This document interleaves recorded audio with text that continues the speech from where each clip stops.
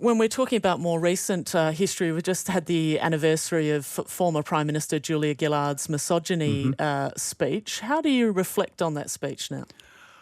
Well, plainly it was a rhetorical triumph, but at the time I was sitting in the Parliament and it was just the sort of argy-bargy you'd expect.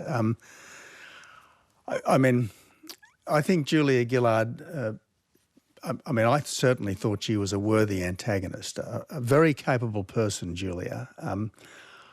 I actually thought she slightly let herself down in some ways that day because she was defending the indefensible, if you might recall, some very bad behaviour from her hand-picked speaker.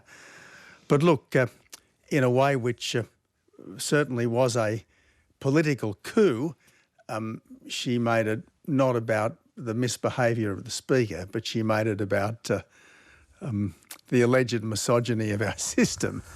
And as I said, it was a political triumph, but in the end, it didn't save her prime ministership. When others write their own history of Australia, how much do you think that will form part of the view of you and your prime ministership? Well, it was an episode, I guess. Like the infamous munching on the onion. I wish I'd got a bigger bite of the onion, so to speak. But anyway, look, I think probably it was much more in the category of colour and movement as opposed to substance.